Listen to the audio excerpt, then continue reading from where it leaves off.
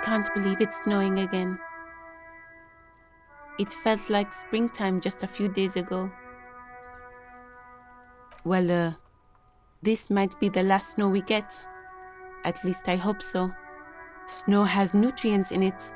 Helps everything green up in the spring. At least that's what my grandma always told me.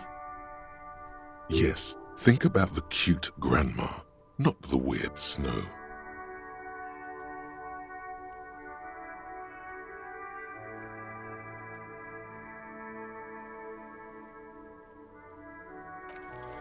Stop looking at her. Look around. What do you see? That's right. And the canal, the bookstore, the harbour gates. This is a great vantage point for keeping an eye on you.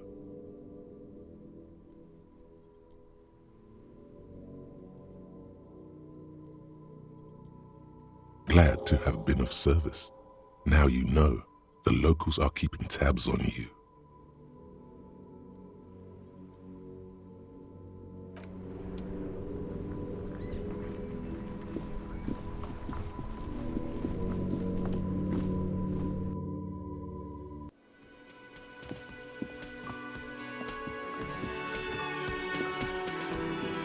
Hello again, sweetie. Oh, sweetie, I heard your conversation with the manager about your financial troubles. When do you get your next paycheck? If she could, this woman would feed and clothe you and every other sad, lost person on this earth. Your deportment remains dignified as you shed a single manly tear. Sweetie, I only have a few cents on me, but I could give you this to pawn. Just to tide you over. Wonderful. He has a pin. The pin is round and slightly tarnished. 3 sailboats in bas-relief with the sun hovering over the water behind them. A chipped green banner at the bottom reads, San Baptiste, Summer 31, Dinghy Races.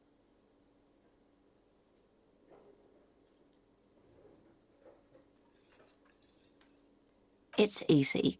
You bring a valuable item to a pawnbroker, who then gives you money for it. You can get it back later for a slightly larger sum if it hasn't been sold, but you never end up doing that anyway.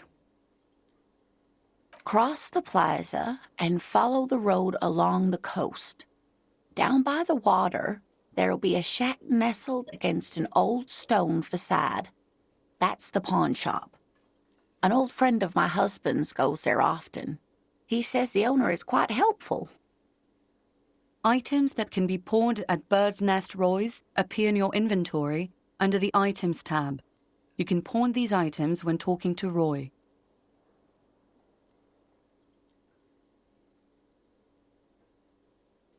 You're quite welcome, dear.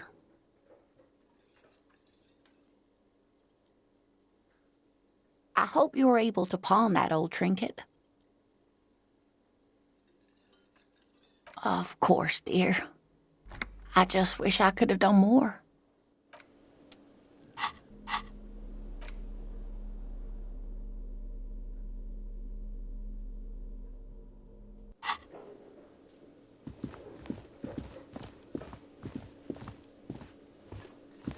Can I help you?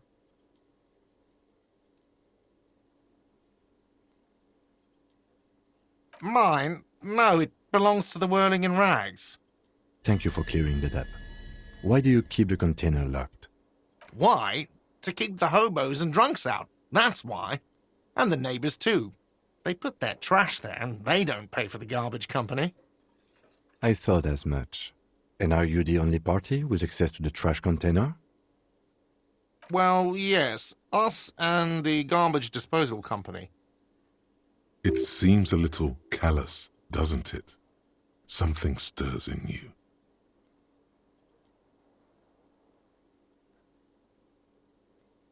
Prod at him and find out.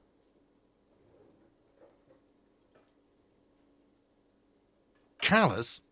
What are you, Kras Mazov? Almost all establishments in Revachol keep their trash locked. The whirling in rags is not special in that regard.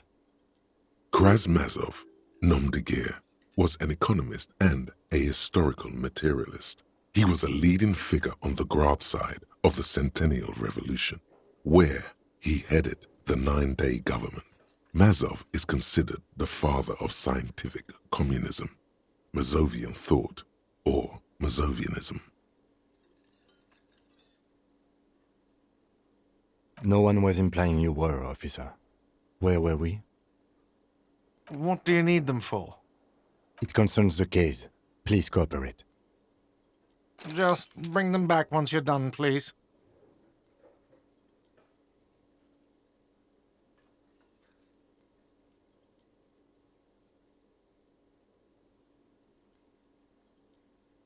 What thing? Yes, not the whole damn union, thank God. Just the nastiest and loudest faction. They come here in the evenings. Dumb, unruly types. Think they're big shit. But they're good customers. They place big orders and always pay on time. He hates the Union, but grudgingly recognizes its power over him. So he's directing his frustration at you instead. Retaliate. I don't. I'm simply providing a service, or really facilitating the offering of services to paying customers, and it doesn't matter. I don't have to explain myself to you. We should find out who this Lord faction is, occupying the booth. Loudness means talkative, and we need info. We don't.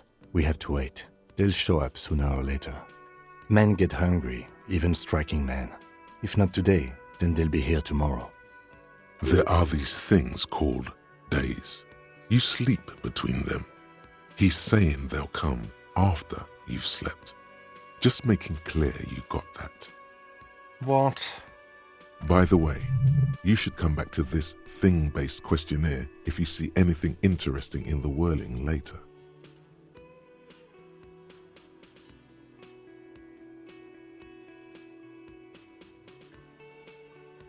Another thing. Great.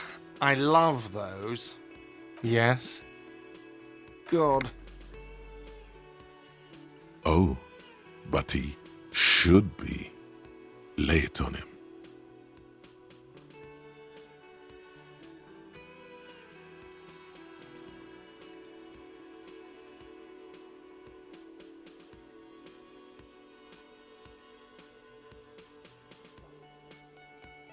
Wonderful. It is. It's wonderful. What? What does that mean? Cock carousel?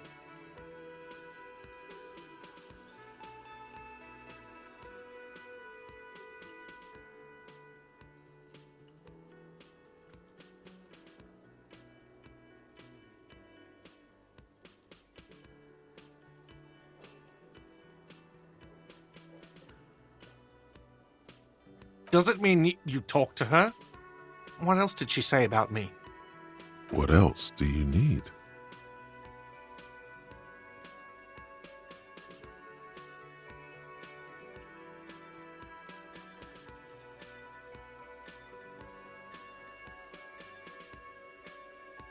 The man leans his hands on the counter and sighs. His head drops between the shoulders, heavy and defeated. She broke the bird, you know. The great skewer. I found it on the ground with the broken wing on the morning she left. I should have known. It was her way of telling me to piss off. I should stuff it up my arse. Or you broke the bird. It can also be that. I think Sylvie even. Yes, the bird is connected to this. It's a symbol of hope, and she broke it.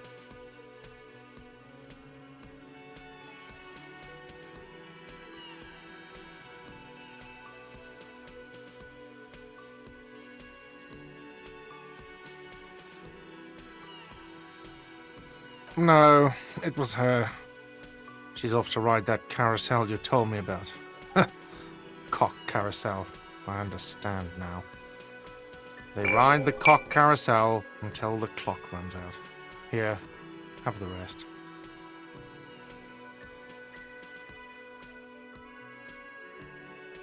Now, let me have a drink and think about this shit for a moment on my own.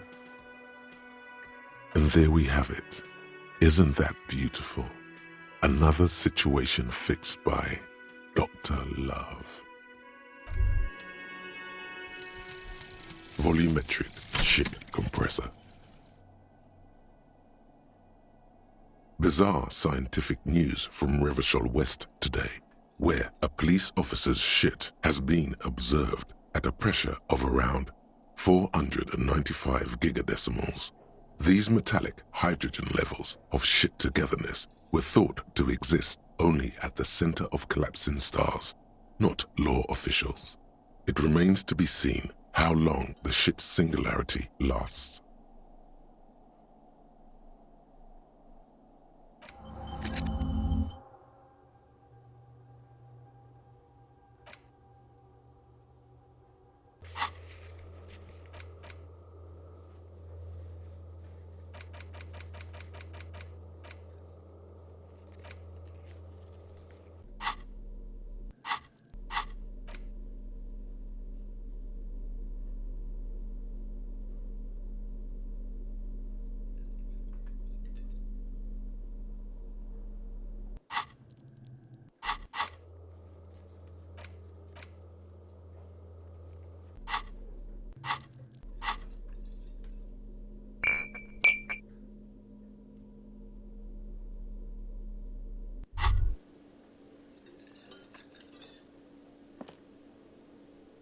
Well, hello. Someone seems to have found himself a bottle of alcohol. Here's where the magic happens. Light reflects off the green glass of the Commodore Red. The gods have been generous. Better pop it open before they change their minds. Wow, the gods of mass production have made this alcohol container laughably easy to open. A child could have done it.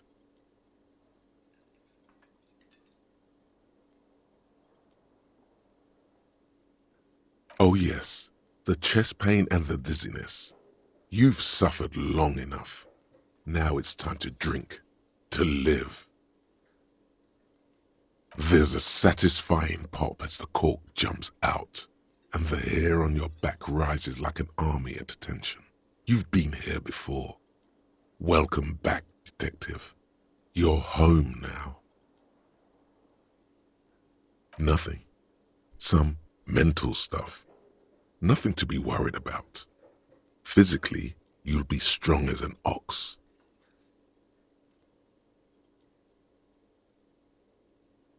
A golden sun melts down your throat. Its rays filling your nostrils with sunshine. Your stomach melts from it into a happy, gooey mess. So does your mind. All the bad things are melting. You're you again. A real cop. A real detective. Incredibly well done. In the bottom right corner of the screen, there's an alcohol button. Alcohol gives +1 to physique skills. Physical instrument, half light, electrochemistry, endurance, pain threshold, and shivers. This is good before rolling a white check, but damages your morale. And remember, From the void we came, and to the void we must return.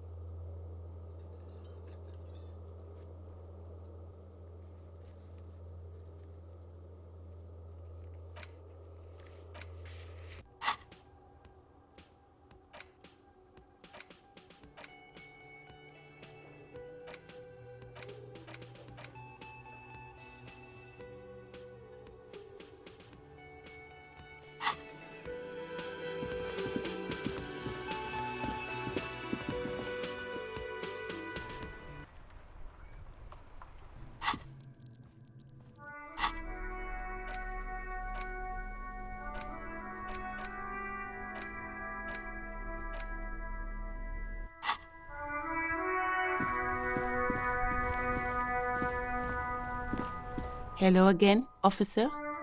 How are...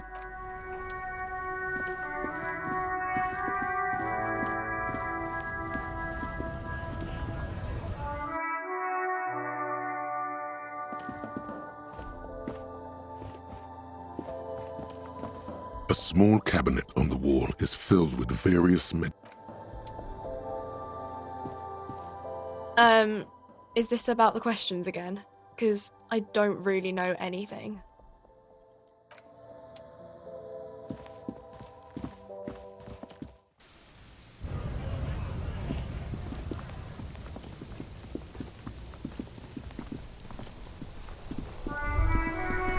All around you, rain falls on the great city of Revachol. Rain drips from the eaves and floods the gutters, washing the filth away. The spring thaw must be here. The snow is melting. Looking up at the sky, cold water dripping from your hair. Grey sky like great battleships, clouds colliding with one another. Rain falls down on the world. Your shirt sticks to your chest. The shoulders of your disco blazer grow heavy. The cold finds its way in under your skin. You shiver, and the city shivers with you. You're not dressed for this weather. You should get an overcoat or a patrol cloak. Sheets of rain over the water, a flight of stairs leading into the ocean. Wave after wave washing the coast of Martinaise, with its motorboats and gently swaying reeds. The ruins of a half-sunken sea fort crumble on an inlet beyond the Bay of Revachol. Ghosts rise into the sky. The skyscrapers of La Delta, the financial district. Faint golden light seeps from the office windows. Will you ever go there? No, you are just one of the hundreds of thousands who watch them rise across the bay from Martinaise every day. Urban coastline, rain dripping off Eternite-covered roofs, cinder blocks left over from half-finished construction, a defunct research and development building once seized by revolutionaries.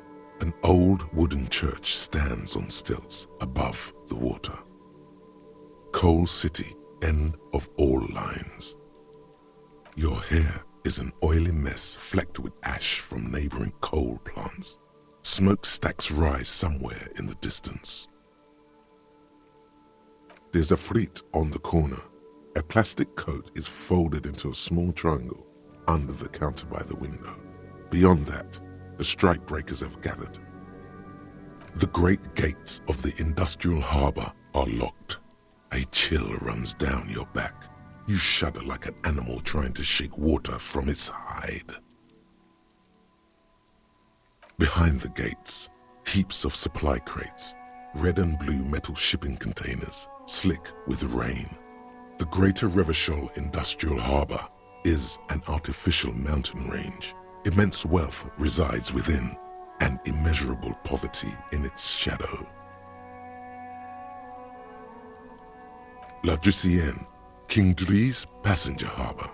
Cruise ships flanked by dock arms, cranes watching over the mouth of the river distributary. Couronne, the lower middle class.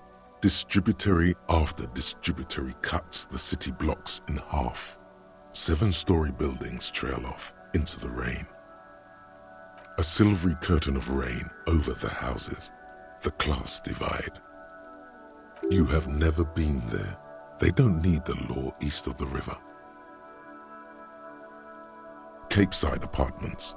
Tower blocks crowd one another. 4.46mm bullets still lodged in their war-torn stone walls. Hallways collapse from the mortar hits of a war that was lost long ago. Clotheslines go to waste in the rain. Radios play. The news at noon. A yard. Rain falls onto the roof of a woodshed. Coal leaks into a puddle beneath a dead man's feet. He swings from a tree, bloated. Droplets of rain slip from his cold cheeks. A traffic jam. Rain thrumming on the roofs of motor vehicles. Inside, drivers watch water streaming down their windshields.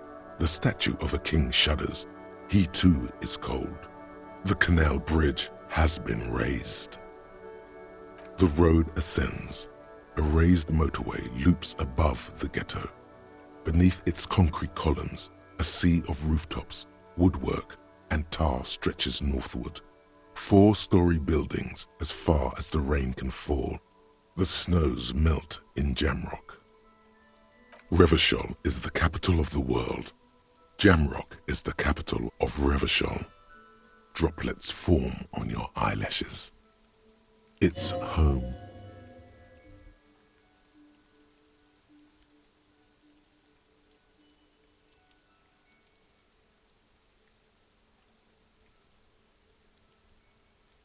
On a street there that flows like a muddy river in the snow, with fire traps rising on either side, a film rental opens its doors to the rain. An armored motor carriage rushes past the corner where you used to walk together. Suddenly, the hair on your back rises. You cannot return. To be in Martinez, where no one goes, at the runoff point of a long-forgotten canal, in the whitest part of town, in the shadow of the day the revolution failed.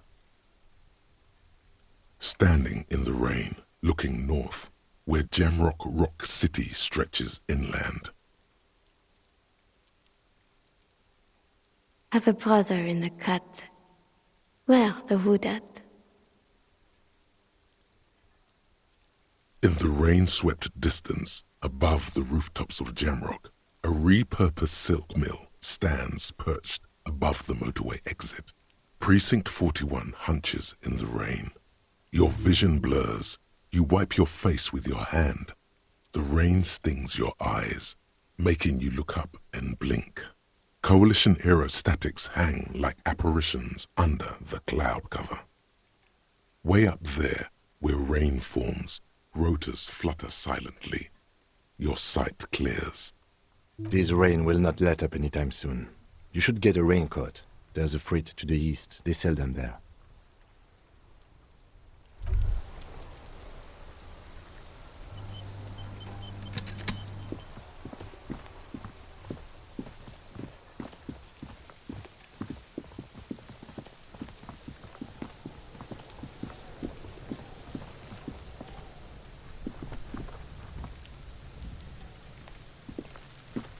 There he still is, looking right through you with his white eyes. The body below is entirely dedicated to that corpse smell. Emitting it is all it does now. As you breathe in, the odor comes over you. It's a spell of the mind telling you to run, and your stomach to wring itself empty. With your hands at your sides and your eyes squinting, you stand in it. They do after 7 days, yes. We are deep in decomposition here. The man before you is naked, but for a pair of underpants and enamel boots. His skin is greenish, marbled with decaying veins, and blotched by lividity. A fading web of tattoos covers his chest and shoulders. The cargo belt used to fasten him to the branch above appears industrial in strength. The material appears to be ceramic. Its clean white stands in stark contrast to the decaying flesh above the knee. The man wore thick polymer socks, probably for padding. A fine array of interlocking plates covers them. Delicate and fragile, they feel alien to the world around you, out of place somehow. These are clearly not boots. They're armor, possibly part of a larger set. Indeed. Technically speaking, these are sabatons, not boots. Ceramic plate, zirconium dioxide, most likely. This is where the make would be. Under the heel, fair weather model T500 VE. I'm guessing that's vitreous enamel. This is advanced stuff. Piece by piece. He's been out here for 7 days. It would be odd if they didn't. We should keep a lookout for these pieces. The armor could yield information. Maybe he'll know something. No, he must have worn something precious underneath his clothes. They've removed all his clothes to get to it. They did not just strip him for the putrid rags.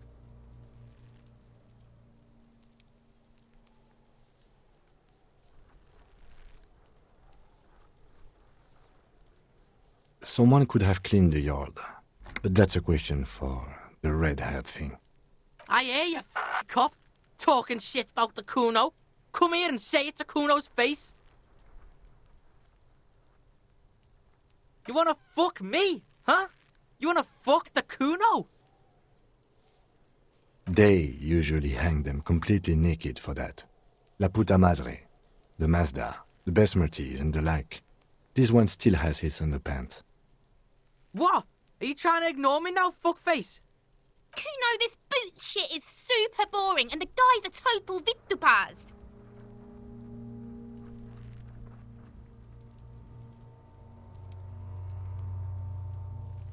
That's for us to find out.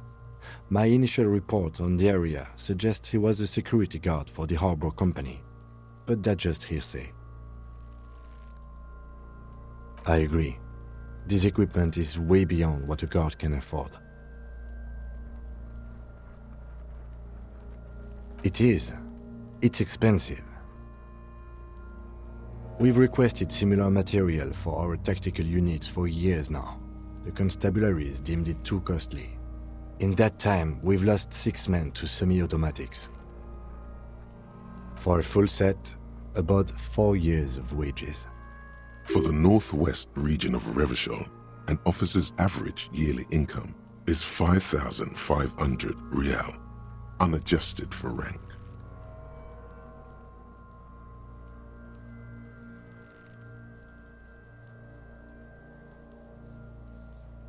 Not too much, yes.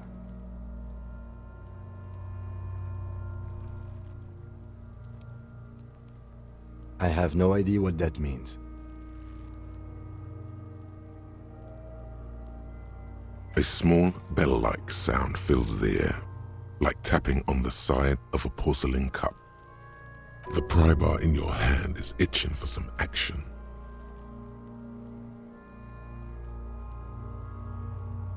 It's anything but.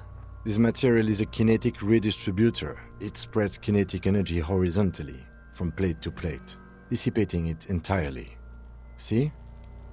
Faint, organic lines cover the plates where they separate into smaller ones. These plates then divide into smaller plates until there are hundreds of them altogether. Like whirls of floorboards, the design looks organic, influenced by highly resistant wood materials, like lignum vitae and ebony perhaps. If trees were made of porcelain, this is what their cross-sections would look like. The smooth, glossy surface fractures into ever more intricate interconnections, peaking on the right sabaton, where you notice. The whirls are in the shape of a letter and number combination, E50, 100, 1000. Good. Can you read it to me? We have a make and a number. That's something. We can use the radio in my kinema when we're done. Either station can chase it for us. This feels dangerous. Are you sure? The stench fills your nostrils. As you push downward, an ominous creaking sound comes from above. Stop! Pig's gonna pull his head off. Brutal!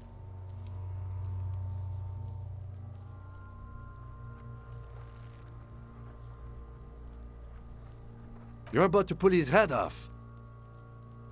Do it, homo!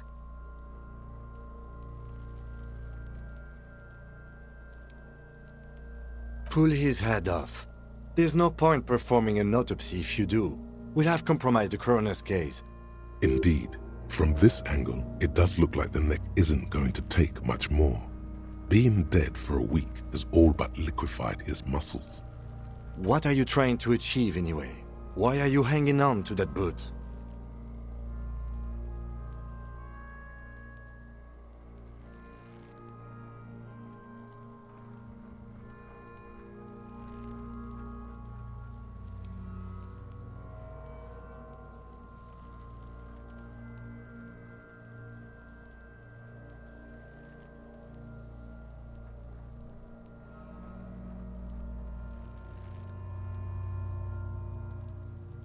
How many clues do you need?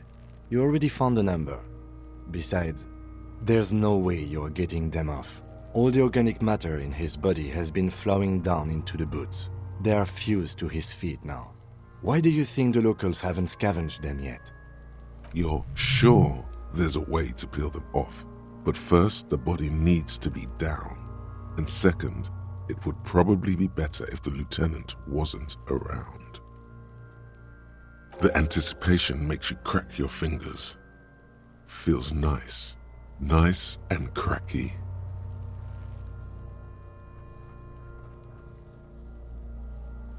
Processing will take care of them. With the situation in the morgue, it will yield nothing. But we must pick our fights. Should we continue? The cadaver slowly twists on the cargo belt, his torso covered in tattoos, and extremities blotched pink and blue. The hangman's knot is pulled tight by the weight of the corpse below. Yellow, hard-edged polyester cuts into his neck. Above, a sliding buckle ties the belt to the branch. This is a steel-reinforced cargo lashing belt, big brother of the regular cargo belt. It's used for tying cargo under 6-rotor airships. Airlifting. I thought it was used on lorries for strapping cargo to them.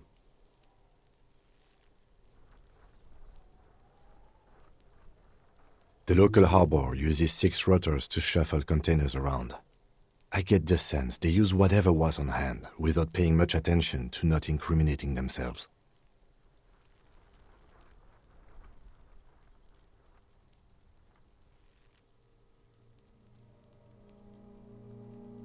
A noose is one of those things that's easier to use one way around.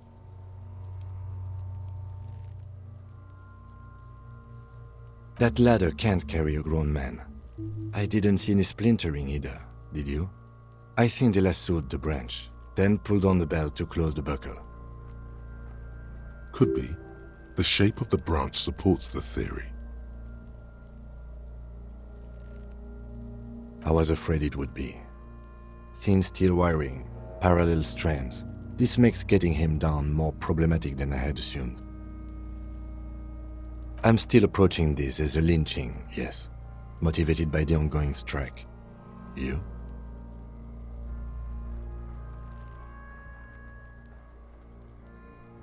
Yes, it often is. This bell worries me. The cadaver hangs from the cargo belt, limbs limp and torso covered in tattoos. An intricate web of blue lines stretches across the torso, from the right shoulder to the solar plexus. Each time they intersect, a small white star is formed in their crossing. Hundreds of fading asterisks riddle his skin. Their concentration is highest around his heart. His corpse is marked by stars. Alcohol and heartbreak.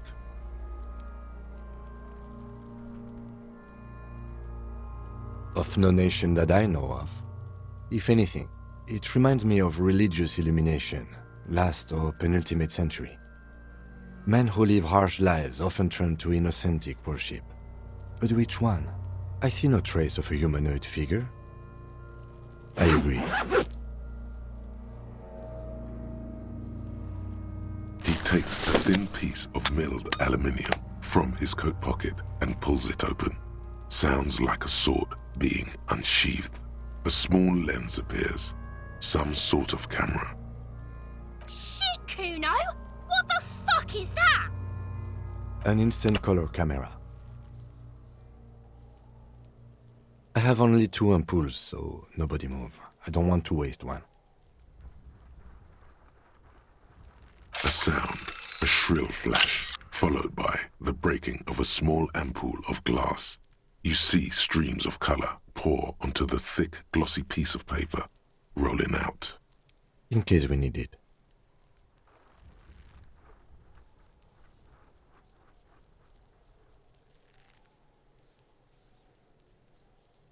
Yes, it is pretty cool, isn't it? It contains insight to the victim's person. By his build, I'd say this was a man of physical violence. The story he wanted his body to tell was important to him. It is his letter, to us. Someone should decipher it. We'll need to show it around. Sure, just don't lose it.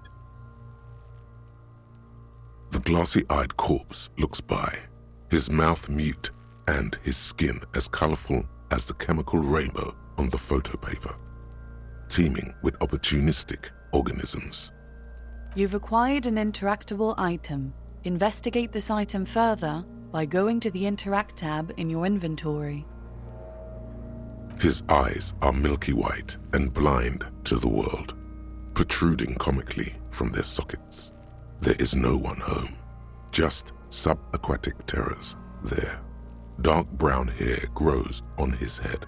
His face is ready to explode from the organic processes inside. The death's head grin has passed.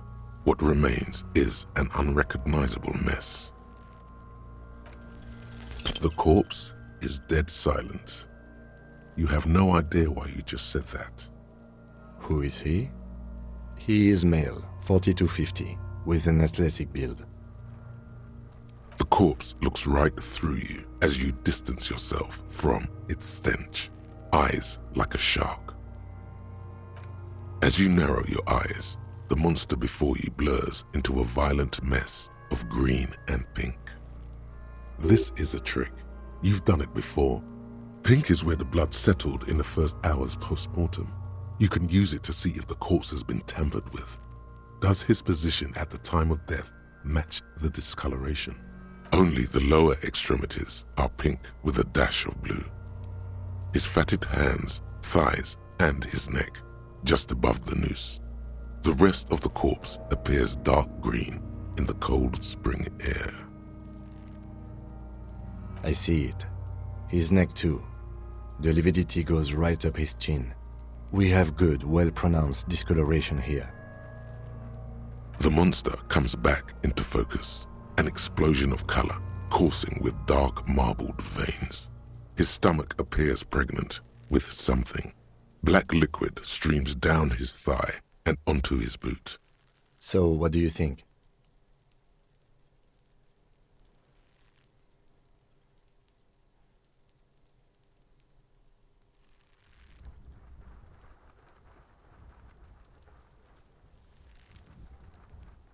Agreed, especially on the neck. The belt acted like a tourniquet, keeping the blood in his head. The hypostasis supports her hanging.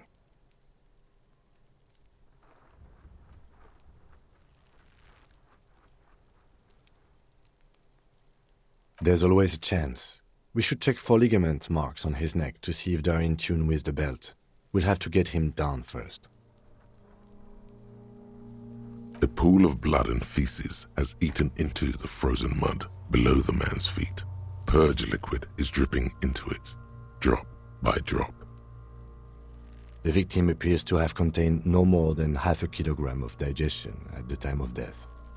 The fuck he's saying? Talking about shit.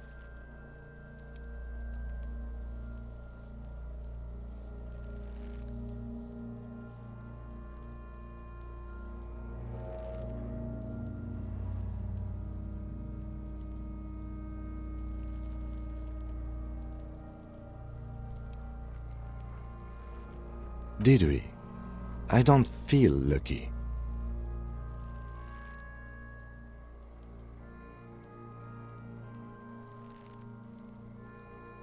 I do. Most of them are post-mortem. Maybe even all of them. The delinquents have made our jobs harder with their little sport. Stop talking in riddles, coin slot. He means you fucked him up good, Cuno. Fucked him up brutal-like. I agree. His personality is no longer a part of the world. Totally dead.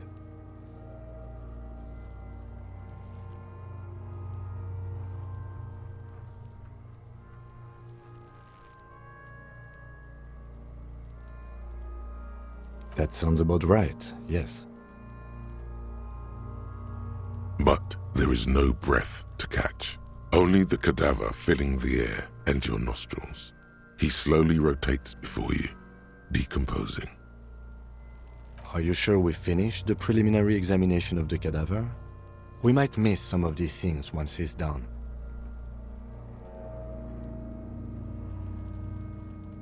The cadaver slowly twists on the cargo belt, his torso covered in tattoos, and extremities blotched pink and blue. The steel-reinforced belt presents a unique challenge. I brought chain cutters, but I don't see a good angle of approach to the belt. He doesn't actually think the challenge is unique. He thinks it's frustrating, annoying, and harder than he thought. The cadaver is a good 1.2 meters up. Neither one of us can reach the belt without assistance. And even if we do, there's the question of cutting the airship strength material.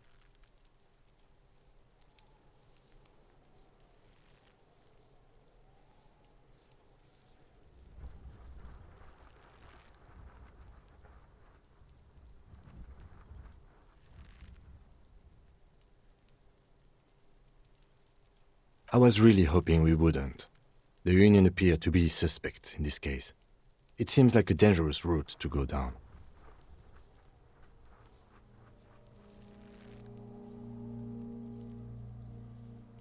But what other options? The corpse twists on the belt, like chicken on a skewer.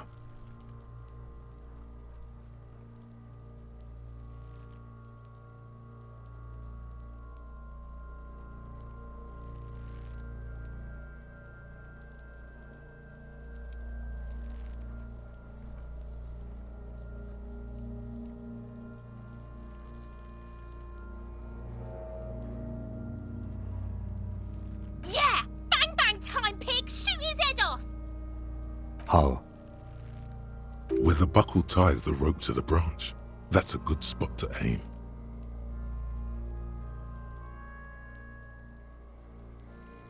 Where?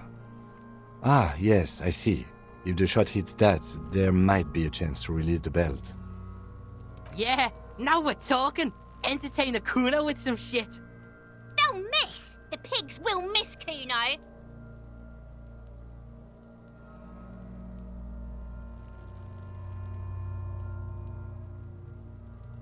Silence. With his elbow sharp, the lieutenant unzips his jacket and produces a lightweight firearm. He drops a paper cartridge in the barrel, separates the scouring stick, and gives the cartridge 5 tucks. That's a Kiel A9090 Armistice, mass-produced muzzleloader, ascetic, frugal, one of the most common firearms in the world. He then steps back and assumes the fellow's desk position, taking aim. The corner of his eye twitches. His finger is on the trigger. He's gonna fucking miss! The kid's voice is drowned in a shrill blast that echoes off the walls of the surrounding tenements. A cloud of smoke slowly parts in the air as the lieutenant steps back and says to himself, God damn it. He feels bad about it. About his eyes mostly. Just having bad eyesight. Probably from a young age.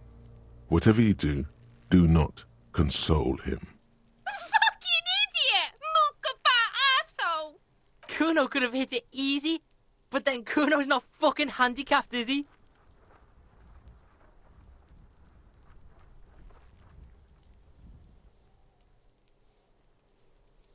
No, we are lucky as it is. We didn't break anything, and the victim remains uncompromised. Any more mistakes could put us in an unfortunate position with the locals. We have eyes on us. I didn't do us any favors with that. I have to say, it's beginning to look unlikely we can get him down without assistance.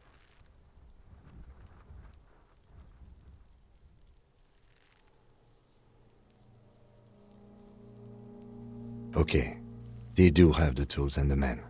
And since it looks like they put him there... okay, let's do it in the lousy, dangerous way.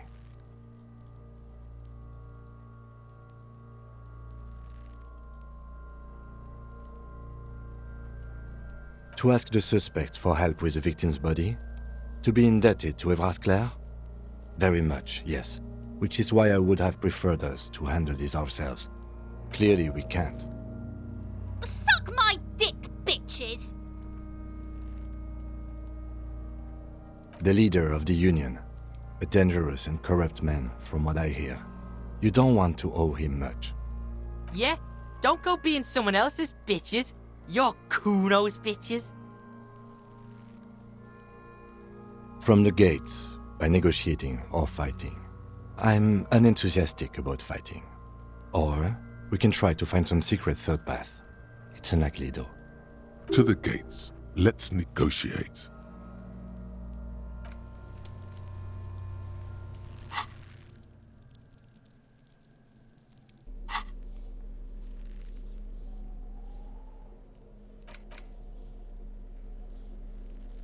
An intricate web of blue lines stretches across the torso of the hanged man, from the right shoulder to the solar plexus. Each time the lines intersect, a small white star is formed in their crossing. Hundreds of fading asterisks riddle his skin. Their concentration is highest around his heart. The pattern still kind of has an ethnic feel to it, but nothing familiar. Gone. For you to discover. You've gotten as far as you will without assistance. Someone who knows about history could tell you.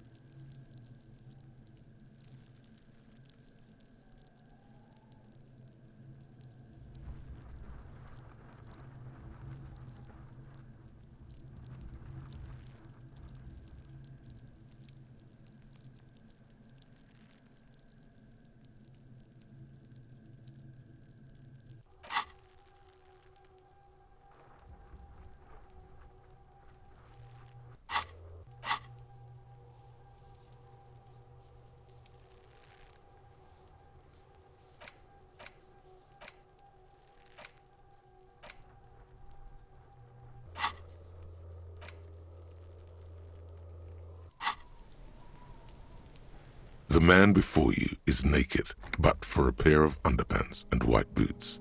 His skin is marbled with decaying veins and blotched by lividity. On his chest, a fading web of tattoos. The cargo belt used to hang him from the tree looks reinforced. I'm gone. Into the wild pale yonder. In the past, way out in the west. I'm a joke. Look at me.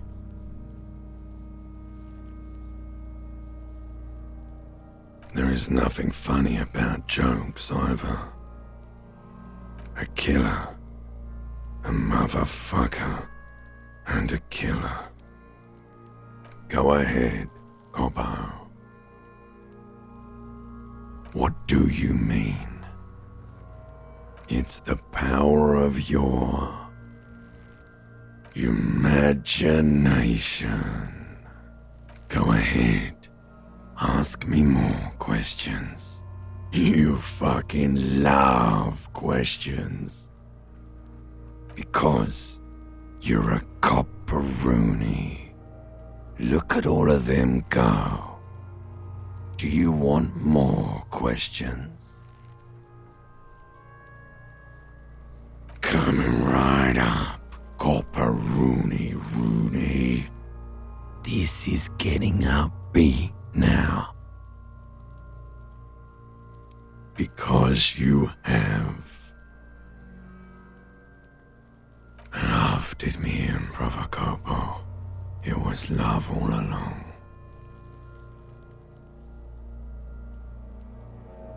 Fuck no. You're no Rooney.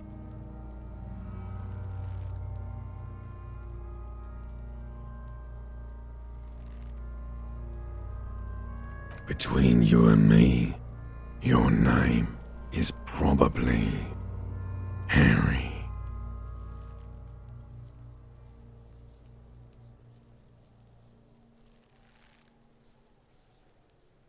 You might be onto something there.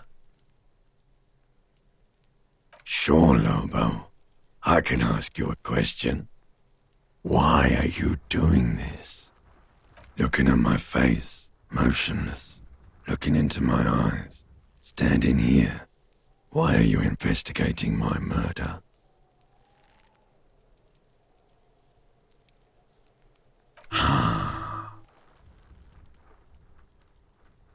Something is on its way. Something hidden. It's coming. A miracle from the northwest, and it's almost here. You can feel it in the air, on your hands. The cold spring air smoothing them over.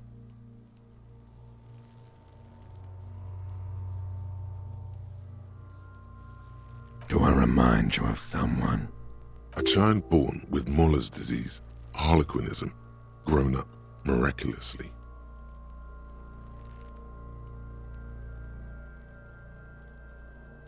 You sure wriggled out of that one, Coppellini? Come back later, Corpo. Amuse yourself with my frank manners and my memento mori features. If possible, also, see me in your dreams.